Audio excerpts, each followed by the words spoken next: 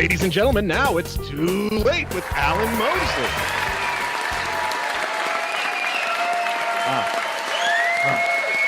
That was intense, wasn't it? Yeah. Yeah. I'm glad everything worked out, but I shouldn't have. I didn't have to worry because of the infinite miracles of Jesus Christ. I agree. Yeah. Guys, welcome back for another episode of It's Too Late. I am your host, Alan Mosley, joined as always by the #1 producer in late night. It's Dave Wilimowski. Dave! Hey, how you doing, buddy? Hey, guys. I'm doing good. I'm well rested. I'm on vacation this week. It's kind of a staycation, stay at home, getting the house under order, but it's nice to just, take it easy. How you doing? Yeah.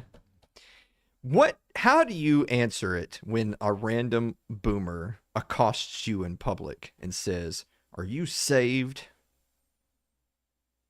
Oh, well, first of all, that's probably an uncle or a close family member. But yeah, thank you. Yeah. I had that happen earlier today. Did you? Yeah. People aren't really good at spreading the message all the time. Yeah. That's what they said, and then I was just like, I'm just trying to get my work done, man. Yeah. I actually watched my grandpa hand a waitress a track and say, "Here, this will straighten you out." Wow. Well, at least you didn't watch your grandpa hand like a hooker $100 bill and say something roughly around the same thing. Yeah. It's funny, those memories that we hold on to, Yeah. Speaking of handing a hooker a $100 bill, Michigan Governor Gretchen Whitmer is back in the news. No, the FBI didn't orchestrate another fake kidnapping plot. Whitmer is under fire for a bizarre video she made for an upcoming appearance with influencer Liz Plank on the talk show Chip Chat. Take a look at this.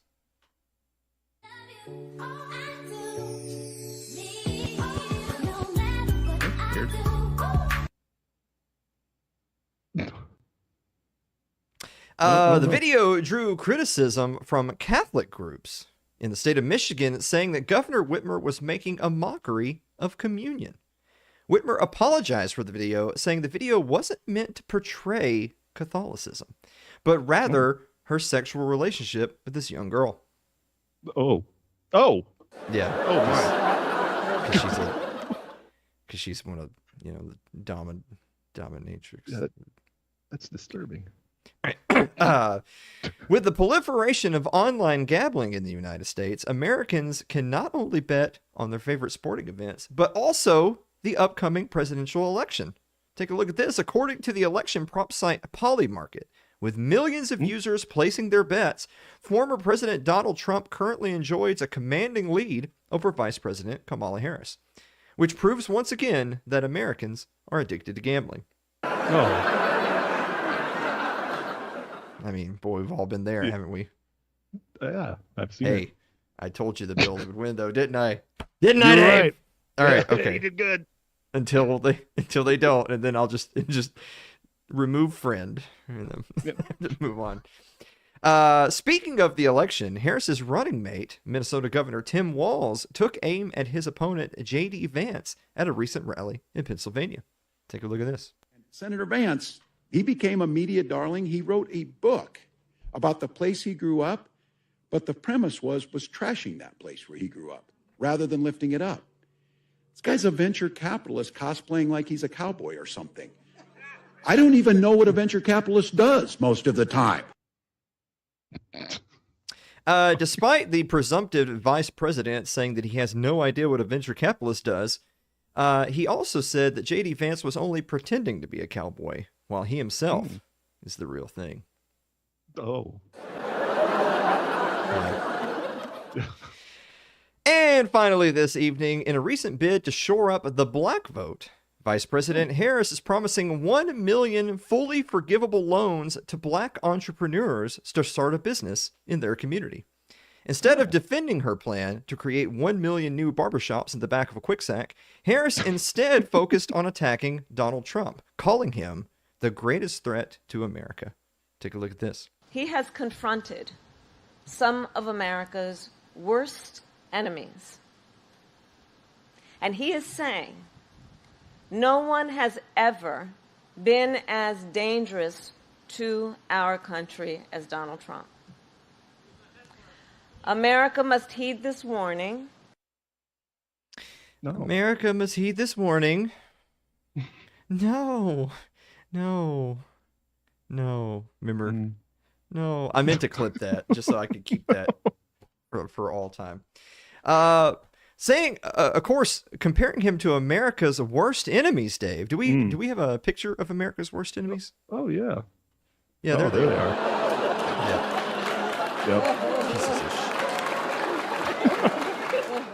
Before we head to our first break, let me tell you about tonight's sponsor, which is Fox & Sons Coffee, which you can find at foxandsons.com. If you use promo code ITL, you get 18% off orders of $34.99 or more. Shipping's free on orders of $40 or more. You can find them at their website, which is foxandsons.com. I actually have a bag right here. This is the Den Blend Light. You a light coffee drinker or a dark coffee drinker, Dave? Oh, you know I like it dark. Well, this is the Den Blend Light, which I'll have you know is a light roast that is light and bright. Right. Yeah. Nice. Well, because dark blends are just as smart and successful as white blends. So, remember? Yeah. Rich. So anyway, it's Fox & Sons Coffee, which you can find at foxandsons.com. Use promo code ITL.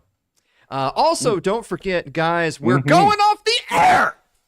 Woo! Well, we don't. I mean, I got excited. Hold a second. That's supposed to be a bad thing, Dave. Oh, yeah.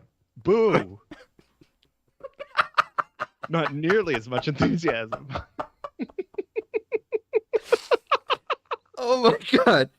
But you can keep us on the air by becoming a supporting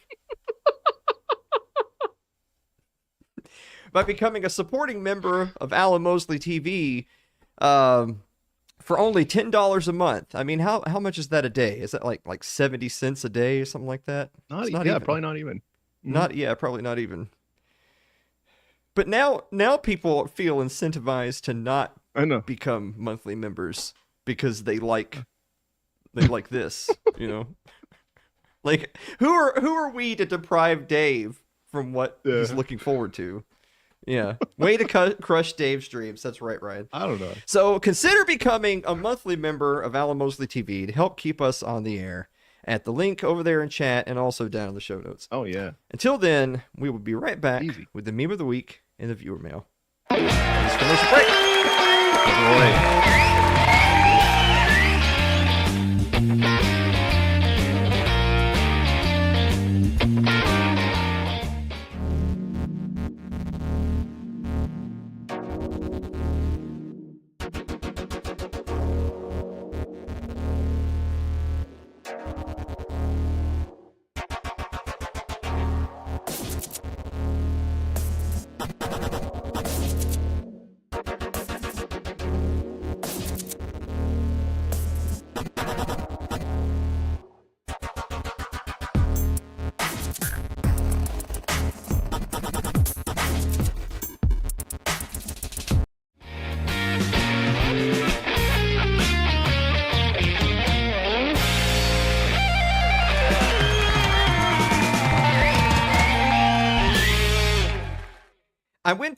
I went to get tonight's fortune, and the damn thing's empty.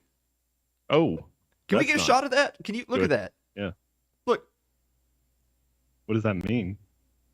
What does that mean? I think it's still a fortune. Yeah. Oh man. It's not a good one.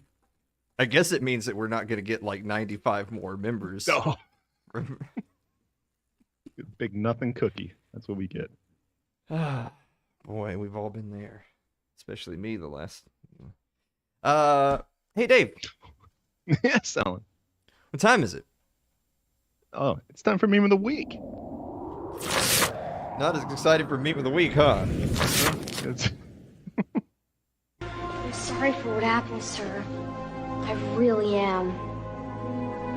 You're not sorry.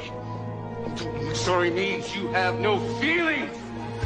Leave my son alone.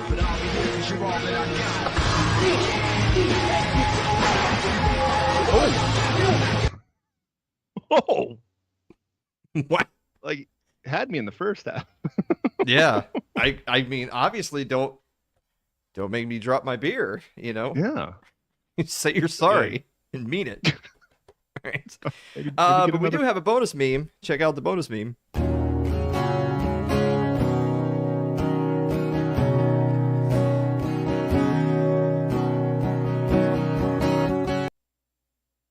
Well, that one made me sad. This has really been a roller coaster of a meme segment tonight. Yeah. I Yeah. guess this all started because the cookie was empty. Oh no. Hmm. I hope we don't have to bring out the wheel. No, we don't have time for the wheel tonight. We have an actual Okay, guest who good, came to good. talk about actual subjects. Yeah. So we're not Oh. just. I wonder if people have noticed yet that while we may have spent, like 10 minutes putting the wheel together, the reality of it is we only did that to not have to put the whole rest of the show together. Yeah, it's It's actually, paying yeah, back in dividends. Yeah. yeah, that's that 4D chess. That's what we're doing. Mm-hmm. Yeah. Let's go ahead and answer some viewer mail. That's so intense. Ketchup smoothies. Do it, man. I totally forgot about the ketchup smoothie one. Yeah. Yeah, it's been a while since I've asked anybody that. Have you? Bring it back. Hey, I'm gonna submit a viewer mail question. Have you been All right. getting a bunch of election mail and like texts and phone calls Oh and my stuff? goodness. I'll tell you what. Apparently we're a what are they called? Battleground county in a battleground Ooh. state. Oh So God. I've gotten at least like 8 text messages today. We get flyers every day in our mailbox, stuffed in our window. They're just littered on our front porch. Yeah, I'm getting a lot of stuff. Wow. I haven't gotten any. Nothing. No. Lucky. Yeah, but that's all that means is I live in a state where like I don't matter. Right? Like nothing I do Literally, could possibly sway the outcome of the election in my state. But you actually do matter. Your vote My vote actually counts. legit counts because we don't Wow. know what's going to happen, whereas everyone already knows what's going to happen here. Yeah. That's power. How's that make you feel? I don't know. I don't know. Still feel powerless. Mm. I wish I could sell it. Well, you could, but I probably wouldn't announce that live on air because that's I wouldn't. No. that's election fraud is what Yeah. that is. Yeah, So, they frown on that. Yeah, that's Yeah. what I think people said last time.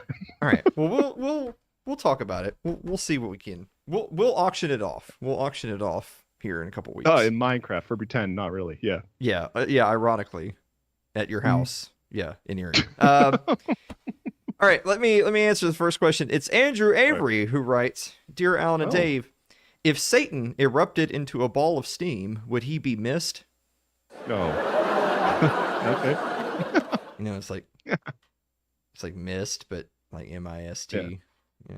Yeah. because you wouldn't The writing miss guy. Satan. No. I mean, without the darkness, is there really light? It's probably the gayest shit I've ever heard. I've said some shit. Yeah, you are a little gay sometimes. My mom always says, my mom has always said that she doesn't believe in hell. Okay, I've heard of people like that. Yeah. Oh, but you didn't wait for the comma but, because she thinks this Oh. is hell. Oh. Yeah. that's interesting. Yeah. Like you kind of like you have to go through hell to get to heaven kind of a thing. Mm. Yeah. Yeah. So I don't know what you're supposed to do with that information, but I just Yeah. Just keep on trucking. Yeah. Mhm. I think that's my through advice. hell. Yeah. Just keep on trucking. Yeah. So they don't call them quick sex up there? They call them something else? No. What do we they have call quick them? fills. Quick fill. But it's still quick. Yeah, KWIK. Yeah. Yeah. That's how you know it's a scam. It's the same thing. Because like who what's the chances? That's just I just use that because that's where they go to gas up. Oh. You know what I'm saying? No.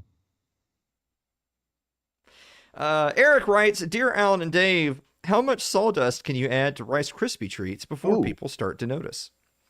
What is it that's got sawdust? Isn't it like Taco Bell meat? Doesn't that have like sawdust in it? Shredded cheese. Shredded cheese has got sawdust in it? Yeah, it keeps it from sticking together. They call it something else, but that's basically what it is. Because I eat that. Yeah, it's fine. You can eat a little sawdust. But the Rice Krispie treats are supposed to stick together, right? Like it's. Yeah, I think you'd actually ruin that before people noticed. I think they'd start to crumble. People in chat are saying burger patties. Apparently, they've got sawdust in those too. I could see it, like especially the vending machine ones I eat. I like how everything we've mentioned that has the sawdust in it. I enjoy. We're currently eating it, and after this show's over, we're gonna just keep eating it. Yeah, yeah. I have absolutely no problem with sawdust. You ever have those people like those really really hardcore like health and fitness people on like social media who maybe you'll post you'll be like, hey, look at these brownies I made, and then they'll reply, oh that's got G1527 phenylene in it, you can't eat that. And then I'm like, that's a carcinogen. Yeah. Well, I mean, I did, so now what? Still here. Yep. This is the level of spite I have. I want desperately to outlive all of those people. Yeah. Yeah. Make us feel better about our bad choices. Mm-hmm. Yeah. What? But are they the bad choices if they're dead and we're alive? Look at Richard Simmons. Yeah. Yeah. I mean, he was kind of old, but not that old.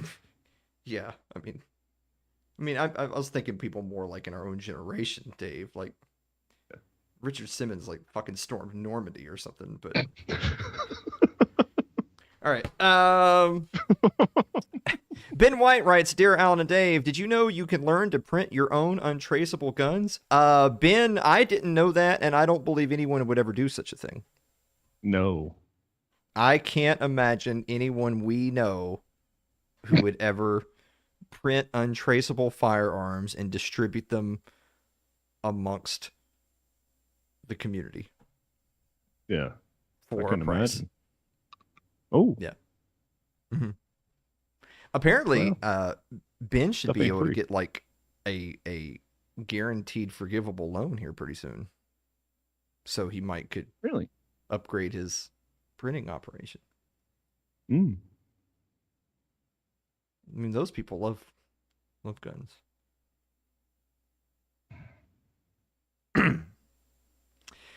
Celeste writes, Dear Alan and Dave, what's the funniest example of boomers versus AI that you've seen? Dave, funny example of boomer v AI. Okay, I can't think of anything really specific. I remember that Jordan Peterson argued with a bot for a good period of time until the audience finally let him know that the person he was arguing against on Twitter at the time was a bot. Mm-hmm. So I guess that counts. Wow. People used to love him because he was like, clean your room, be a man, and then now it's die for Israel.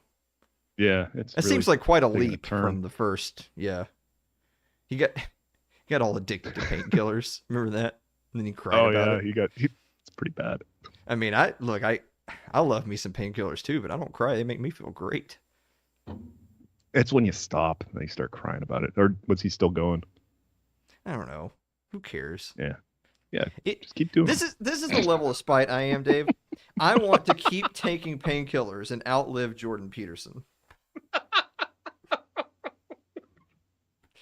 All right. All right. We're running out of time. All right. Bonus round. Codain writes, Dear Alan and Dave, could a vampire that is also a cop enter a home with only a warrant, or would it also need an invitation? The warrant is an invitation. You don't own your own home. The state does. All right. Aaron Kittner writes, Dear Alan and Dave, if one is an incident, am I right?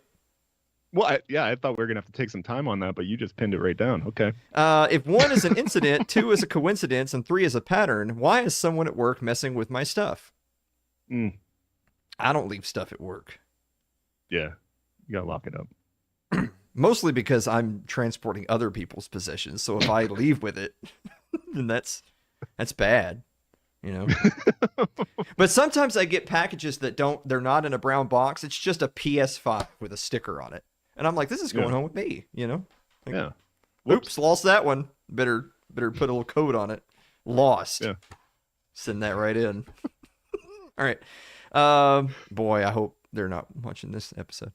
Let's see. And Mary Lynn Willimowski writes, Dear Alan and Dave, what temperature does the inside of the house have to be in order for you to turn on the furnace? Oh, boy.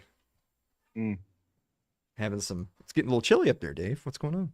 Well, you know, you don't even have to really set the temperature on these new smart thermometer or thermostats, because they actually have like an emergency thing where it won't let it get below like actual freezing.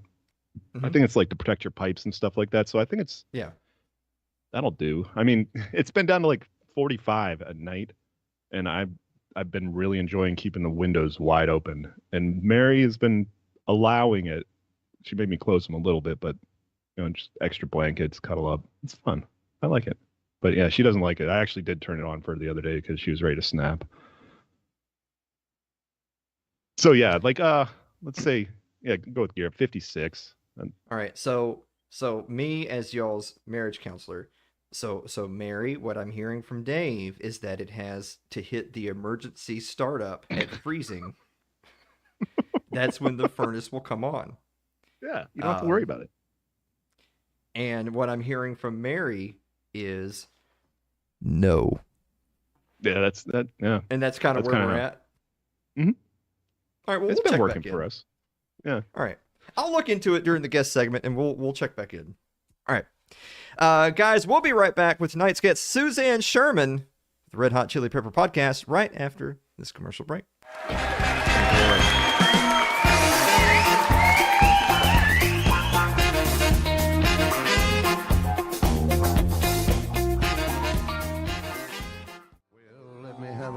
And a saw and a board, and I'll cut it. I'll climb up a ladder with a hammer and a nail, and I'll nail it.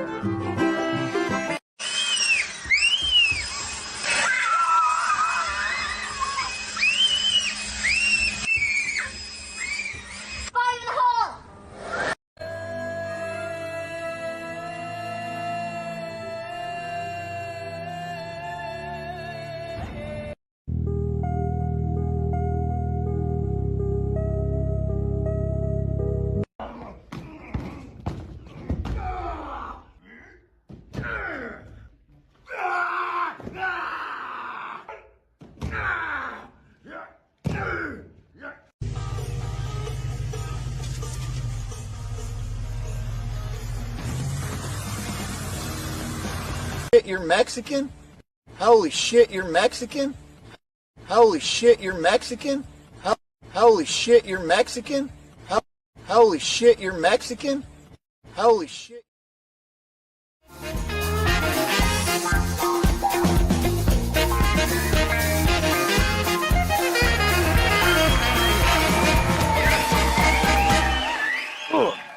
Welcome back to the show, everybody. Our guest this evening is the official legal expert, if it's too late, as well as the author of Federalism, How Decentralization Can Save America. Publication date, February 2022. Jesus Christ.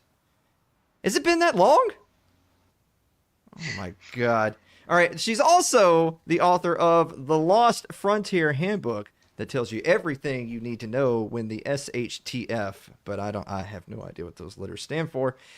She's also the host of the Wasatch Report as well as the Red Hot Chili Prepper podcast, which you can find at her website, which is SuzanneCSherman.com. Suzanne, welcome back to the show. It's great to be here, Alan. It's been far too long. Is it really great to be here, though, Suzanne? It is, despite all the technical issues we're having, okay. Yes. All right. Well, you've already heard it before. I'll tell you again. We're going to try to combine all your different areas of expertise into one question. How can decentralization save America from a hurricane?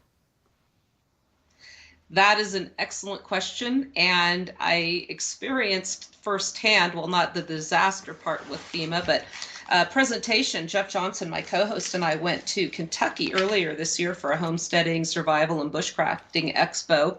And there was a gal there that did a presentation focused on her experience from surviving a major hurricane in Florida and how FEMA came in and really weren't very effective at doing their jobs, relocating them 4 hours away from their home, had to drive back and forth to get her daughter to school in the same community. It was just really difficult. And at the same time, at the end of that presentation, she thought it would be a good idea for FEMA to actually teach survival, at which point my hand shot up and I said, what makes you think that an agency that's proved themselves so incompetent in your situation that they are going to know local survival issues in my community? What plants can we forage? What animals are there? How are we going to operate in our community? You know, these are matters that people that know the area are best qualified to handle. And we've seen the results of what's going on with FEMA, both with, or I shouldn't say both, but let's list a few examples. Hurricane Katrina. We saw the Red Cross, speaking of decentralization, shutting down ad hoc food kitchens that were actually feeding people who were starving because Red Cross said, they're not certified by our kitchens. So we've got a national bureaucracy, international bureaucracy coming in because they weren't paid their fees to be certified, stopping people from being fed. We've seen FEMA and agencies threatening locals in the areas affected by the two recent floods and hurricanes in North Carolina and Florida and all these areas, being threatened with arrest when there are people in dire straits, imminent risk of imminent peril, and others are being told you can't come in. Looking back at the fires in Lahaina, everybody's standing around there. Where's the help? Where is everybody? Well, help came from private citizens in the state of Hawaii on boats that they drove over to the shores of Lahaina delivering foods for survival. While meanwhile, FEMA in the areas that have been flooded now are taking up hotels. People who need shelter can't get any rooms to stay in because FEMA officials are taking them all up. So they're staying warm and dry while people that are actually affected by this and lost everything are in the streets. You know, that last part is actually something I don't think I've ever thought about before, is that when you see these little photo ops on television, because that's what they are, right? Like, okay, oh, here comes the president or here comes the governor, and they're walking down the street where the damage is, and but they're not alone, right? They're flanked by like a couple of dozen people, and they're wearing suits and dress shoes, and then over the top of them they put, you know, a vest and a hard hat, and they're touring the area. I guess you're right. All those people are just taking up space, because goodness knows each of those people isn't actually doing a grown person's worth the relief effort. Those people are just there to be on camera and have their picture taken. I never thought about that before. Yeah, and the people that are getting it done right now, you can see them on YouTube, on Instagram. They're posting on Facebook. EJ Snyder from Naked and Afraid, he's out there with a big group. They're rescuing people. They're bringing in supplies. They're cooking for people. They're helping them get clothing and food, shelter. You know, they're actually getting things done while you're seeing the bureaucrats, again, making sure everything's done according to their procedure while people are dying and not being rescued. It's a really tragic situation. Also, FEMA saying, sorry, we don't have enough money for this. Congress needs to add. Well, Congress needs to act. Well, FEMA had the funds, but they just chose to use them in a manner that wasn't to the benefit of American people who are experiencing an actual disaster. It was a man-made disaster of flying in millions of migrants who could not be cared for, and we're just going to use FEMA funds to help these people. That was a man-made disaster. This is a natural disaster. Many people, millions are still without power. Millions have lost everything. And FEMA, again, they have their preference of what they want to do with their agenda, and it's not the American people. This is why community is so important, and it's crucial to come up with a plan, know whom you can rely on, and don't sit around and wait for the government entities, particularly federal, to help. When I speak at Preparedness Expo, like PrepperCon that used to be out here in Utah, I would tell people, look, your survival, your family's survival is your responsibility. The greater the disaster, and the greater your reliance upon some centralized government agency is, the greater your disappointment is going to be. Well, it's since we're on that subject, because we've been talking about FEMA a lot. I know that the devil's advocate argument here is that, well, they just don't have enough money, but that's always I mean that's always a circular argument, right? Because what's enough money?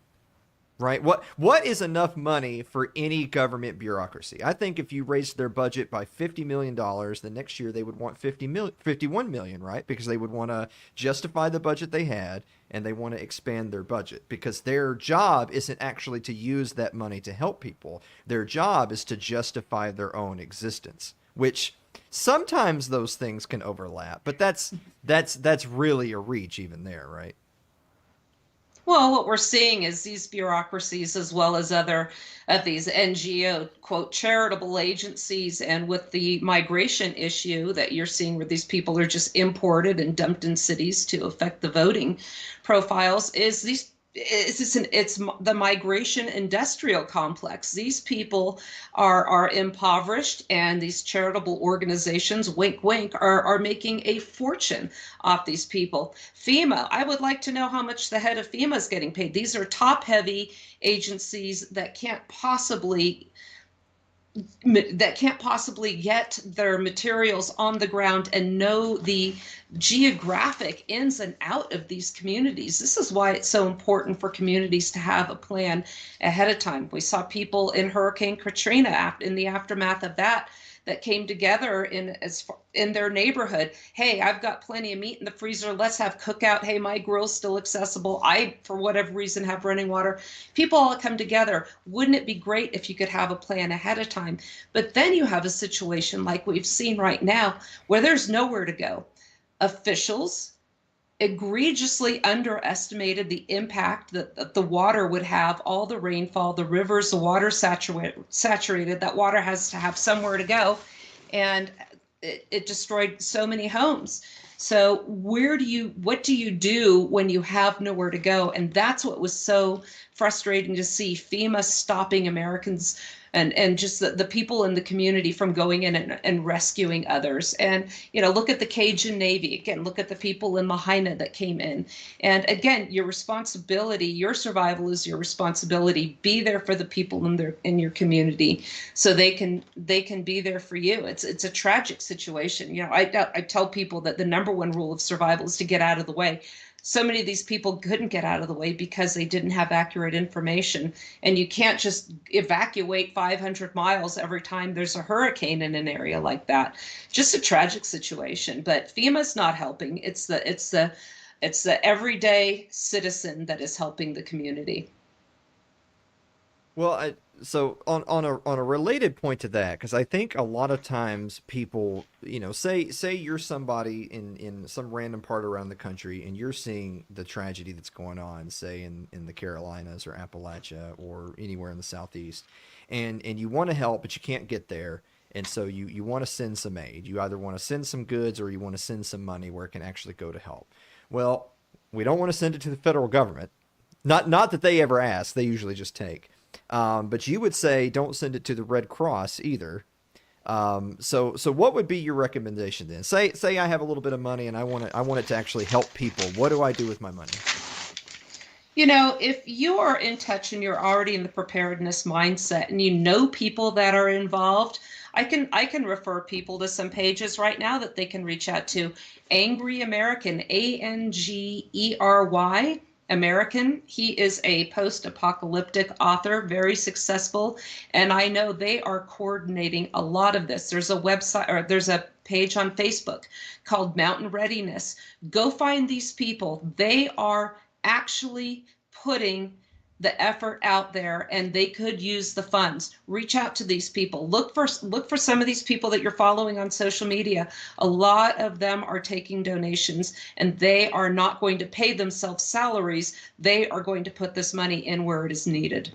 Not their pensions, not for advertising, not for propaganda and public messages showing how wonderful they are, but these people are actually going to get others fed.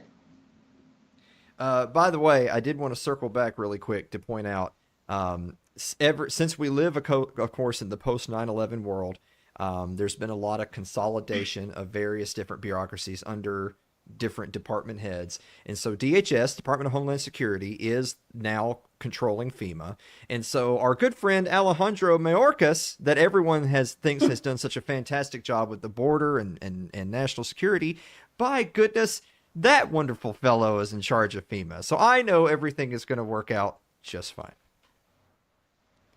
I'm sorry. I do want to say really quick, since I have him pulled up over here on my screen, before I go away, he has had exactly no comment about whether or not FEMA is handling the disaster appropriately. He also has had no comment on whether or not FEMA agents have been acting belligerently towards people on the scene trying to help others and perform rescue missions. However, he did have a lovely letter commemorating the 1-year anniversary of the October 7 attacks in Israel.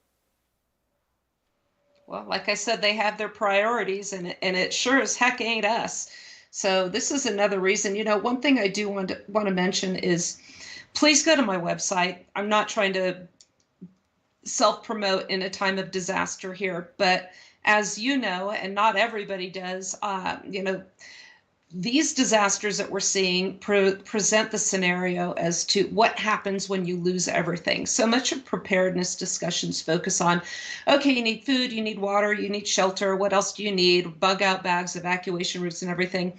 But very few times do you see a discussion on how to prepare for, or what to do when you lose everything. Okay, all your preps, none of them do you any good if there's a tornado and they're scattered 30 miles around your county. Wildfire or a house fire. A friend of mine right outside of Nashville in your community just lost his home. Christmas 2022, I lost my home to a fire. 15 years of food preservation, preparedness, and everything all into the atmosphere. You need to think about how you're going to build back up when this happens. You need to, speaking of fire, we're having a big wildfire out here for the past week, so it's really smoky.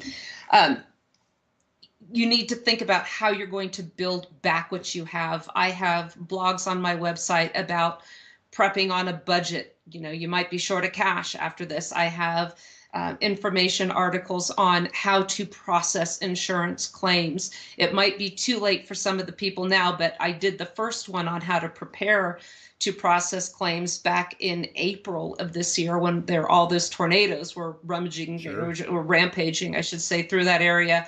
So if it hasn't happened to you now, just some quick advice. Go through your entire home, just have your camera on, record everything, go room by room, take pictures of your things, because the worst time to try and remember what you had for an insurance claim for your personal property is right after you've lost everything. You're going to be traumatized, you're not going to be able to function, and it's going to be really difficult. I was very fortunate that I had everything of mine documented. I was able to claim all my food supplies. I had them all listed. You could see everything in my pictures from my pantry, from the promotional materials from my books, and pictures of all of my canning equipment and meat processing equipment, because I did videographies and and wrote blogs about it and showed people what I was doing. So when it came time to claim these crazy things, my adjusters knew that I was legit. I had these things. Take pictures, take video. When you're going through your claims for your personal property, oh yeah, I forgot about that beautiful area rug in the corner or something like that. You will have pictures of everything, and it will make it much, much easier to process these. Do this ahead of time. And, when you go through your claims, just do the best you can with your adjusters. They are there to do a job. Mine were amazing. And if you can do this ahead of time, this is in your best interest. And if you haven't done it and you lost everything and you still have, we know all these clouds save so many of our pictures. Use your phone, look at your cloud storage. What is there that you can show them that you owned? So that's my advice for some people that have lost everything. And the most important thing that we really don't hear people about and talk about, and what that other gal from Florida discussed also, was the emotional impact. And I also cover that in my book, When Disaster Strikes, What to Do, how to deal with a fire and its aftermath, is the emotional turmoil and trauma that you're going to experience, and really be prepared to deal with that. However you find, there are some resources that I put in my article as well. Find a way, find something that's linked, that's productive to the initial loss, like planning to rebuild your home, planning to rebuild your life, to help you overcome it. It's going to be hard. When I first lost my home, I couldn't even get the words out. And eventually, if you practice some of these techniques, it becomes a sad story, but one that you can talk about, and the pain does go away. It does get better. And don't ignore that time to practice a tremendous amount of self-care and give yourself grace, because it is an awful thing to go through. I've noticed a significant decline in executive function, finally starting to feel better now. But I think that's the thing that really people don't talk about very much. Well, on that note, before we take a quick commercial break, I understand you are currently just in the beginning phases of rebuilding my summer vacation home. I'm so excited. I'm so excited to hear. So this is a question, Suzanne, I think I meant to ask you all the way back on like the first time we ever sat down together, and I've totally forgot. Do you have a name for your ranch? I really don't. I was thinking about naming it this time, but no, we don't. I think my son just refers to it as the cabin. We're going to have to come up with a new one now because the cabin's gone. But yeah, we just call it Huff Creek. Well, I'm gonna give you a suggestion. I think that since you have that lovely spot of heaven out there that you're building anew, and you're our survival expert, I think, and I always tell people that if the crap hits the fan, I'm going to Suzanne's house. So I think you should name your ranch It's Too Late. It's too late. You know what? That works. All right. Well, guys, we're going to take a quick commercial. We're going to take a quick commercial break. We're going to be back with more of Suzanne C. Sherman with the Wasatch Report and Red Hot Chili Pepper right after this.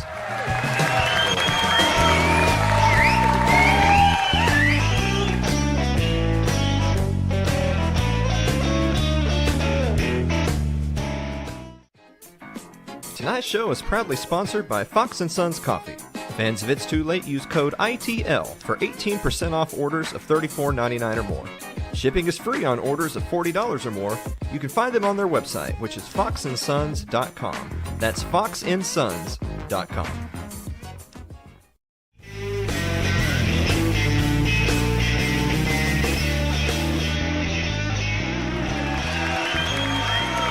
Welcome back to the show, everybody. There's Suzanne C. Sherman. Suzanne, are you ready for a quick little lightning round of do's and don'ts for surviving a natural disaster?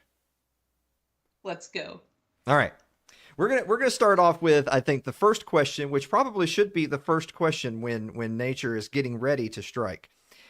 Should I stay or should I go? Should I hunker down or should I flee? When is it the right time to make that decision? How do you make that decision? When is it too late to make that decision? It's funny you mentioned that because I actually did write a blog about that in the aftermath of the Palestine, Ohio uh, train accident. And I called the blog, Should I Stay or Should I Go? And it depends on a multitude of factors unique to that situation. So if you're talking about a risk of a chemical exposure, do you have time to evacuate? How lethal are the chemicals? Can you safely hunker down in your home and stay put? Are you going to try and leave, like say in the incident, risk of a hurricane that is coming? If you don't have to evacuate, do you want to? This is our good friend Mike Meharry. They decided to bug in because they weren't ordered to evacuate and they didn't want to use up resources. So it depends on so many things. What is the likelihood of an imminent threat to your family, your own survival? What are the roads going to look like? If it's a wildfire, you don't have much of a choice. You've got to get out of there. That's why it's always a good idea to have an evacuation plan, have your vehicles fully fueled up so you can get out on a moment's notice. Earthquake preparedness. You don't know really when an earthquake's going to hit. I lived in California and prepared for those as well. It's always best to have a bug out bag, some very sturdy shoes ready, and to, again, be able to stay in if you can. Well, I'm glad you mentioned the vehicle thing, because that's something that I know that you've mentioned on the show before, and myself, I'm sure like a lot of people do, they tend to run if it's, you're playing a game, right? Can I literally roll my car on fumes up to the gas station? Because I'm trying to maximize each tank of gas. But you would say that that's actually a good habit to break. You mentioned our friend Mike Meharry. Mike had actually testified that even though the hurricane was coming in like Wednesday night, Thursday morning, when he went to go gas up his car on the way to a hockey game Sunday night, they were already empty. You couldn't get gas anywhere. Yeah. So that's not uncommon then. Not at all. I don't like to get below a half a tank. When Jeff and I go to these gatherings, he doesn't let himself go below a quarter of a tank. And you want to be able to have enough to get out of the way and in plenty of time. So it is a really good habit to break. I can't get my family members to do that. They'll wait till the gas light's on. Drives me crazy. But all I can do is take care of my own vehicle, make sure it will get me where I need to go assuming the roads are clear on a moment's notice. I also suggest keeping the keys in a place that it's easy to get to. I had a set of hangers by my door, and when we had our first scare with the fire, we were able to grab keys right away without looking for them and move the vehicles out of the way. And a friend that was with us said, wow, that family was like a well-oiled machine. Everybody knew what to do and had something and took their role, and we were very successful in that time. All right, here's the next one. I think, and this maybe is particularly geared towards people who are just starting their preparedness journey. They have done basically nothing right now, but they're hearing what you're saying. They're reading the Lost Frontier Handbook, and they've decided, okay, I'm going to start stocking supplies. So when you're thinking about having a store of food and water, And again, this is geared towards somebody who's starting at zero. I don't know anyone personally who would possibly have a totally empty kitchen right now. But for someone who's starting at zero, when you're trying to decide, okay, well, how much is a good place to start? Are we talking about days of supplies? Are we talking about weeks of supplies? Are we talking about months of supplies? What are we talking about? Again, it depends. I tell people to start with what is not overwhelming for you, and then expand your circle of preparedness and your family and friends that you might want to include in that. So we know the three basics of survival are food, water, and shelter. Look at your community. If there is a natural disaster, what's the likelihood of your home remaining intact, or if it's safe to be there? If you know that you're going to have to leave, then it might not make sense to have 15 years supply of food. And just like a friend of mine said, wow, you are so well set up here. The only thing that would make you have to leave is a wildfire.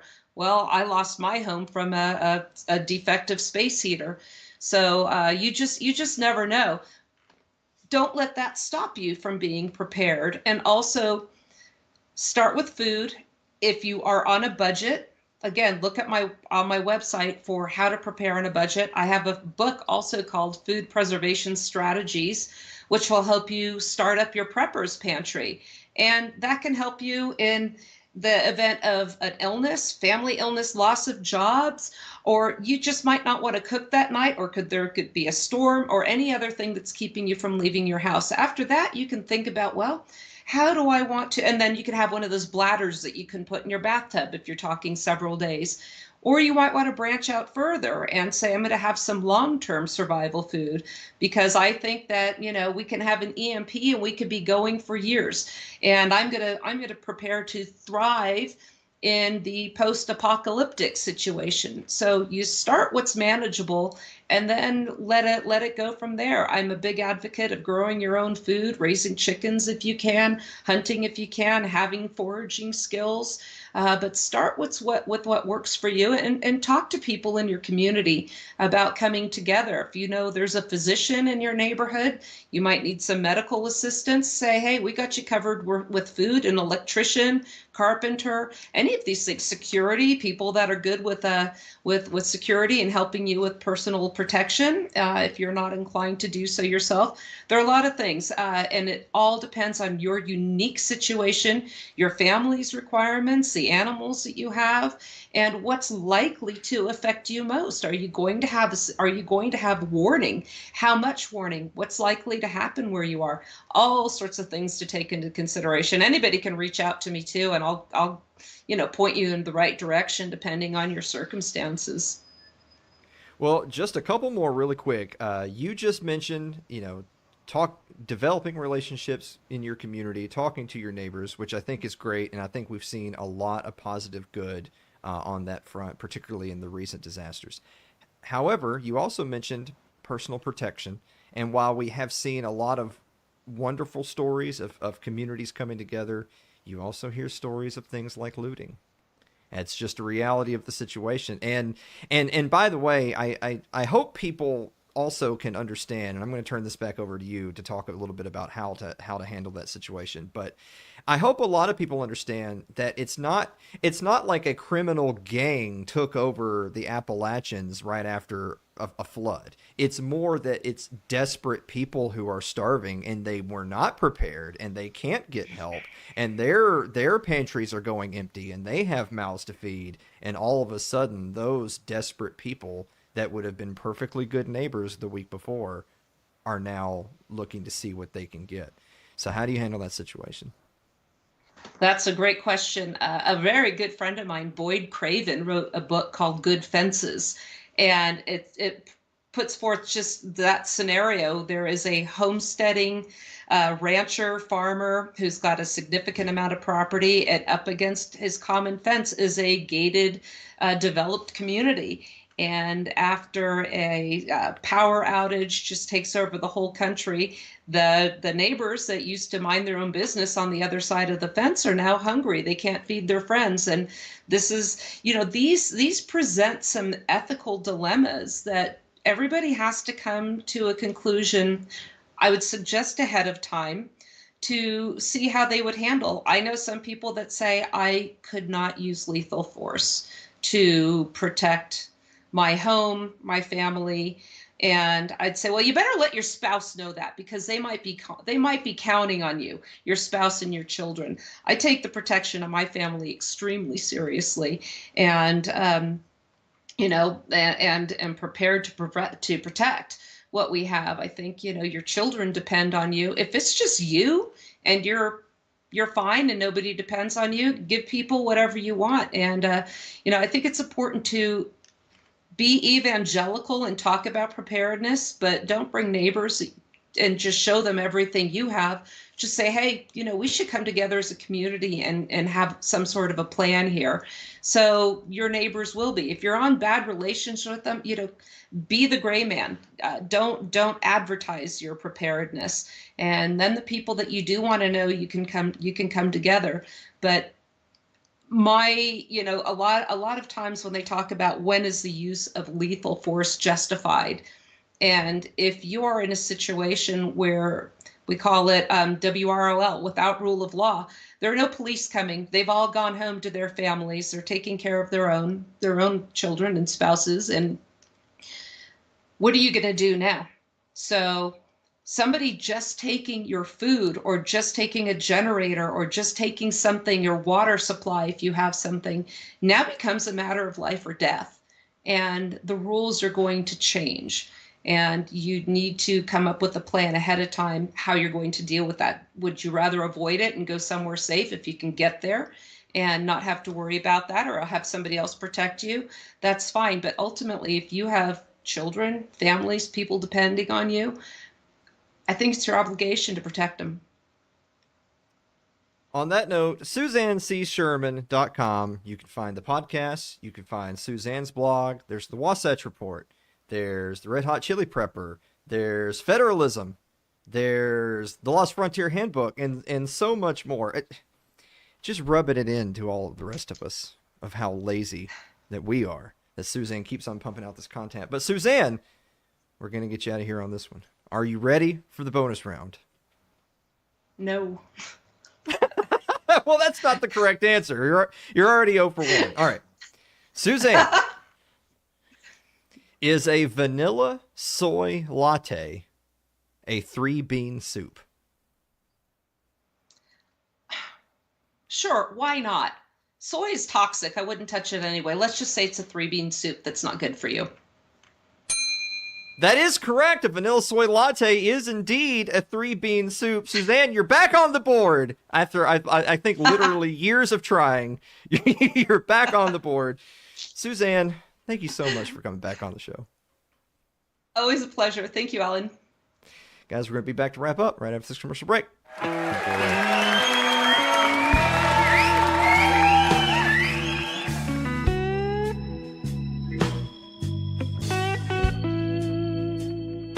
If you're enjoying tonight's show, consider supporting the program by becoming a member of our Patreon. That's over at patreon.com/Alan Mosley.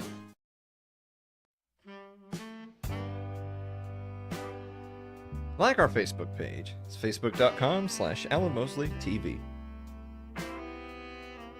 You can follow me on Twitter. It's twitter.com/Alan Mosley TV. I think it's X now. Subscribe to our YouTube page, youtube.com/Alan Mosley TV. But if you're more of a listener than a watcher, you get us on our favorite podcasting platform of choice, thanks to Spotify. It's Too Late with Alan Mosley, or Alan Mosley TV. Also, don't forget to go and buy you a bag of Fox & Sons coffee, which you can find at foxandsons.com. Yeah. Promo code ITL, save you a little bit of money. Guys, thank you so much for watching another episode of It's Too Late. We will see you next week. Oh. But if you want some more It's Too Late, you just got to go to the after party, which is going to be on twitch.tv/Alan Mosley TV. Dave, did you have a final thought? Oh, no, yeah. I mean, it's always great to hear from Suzanne. She's very smart. It's refreshing. It's refreshing. What is that supposed to mean? Like, well, as opposed to... I forgot what show is on. No, your show's smart too. Yeah. So you think our other guests aren't smart? Is what you're saying? No, I'm just talking about other shows, not other episodes. I mean,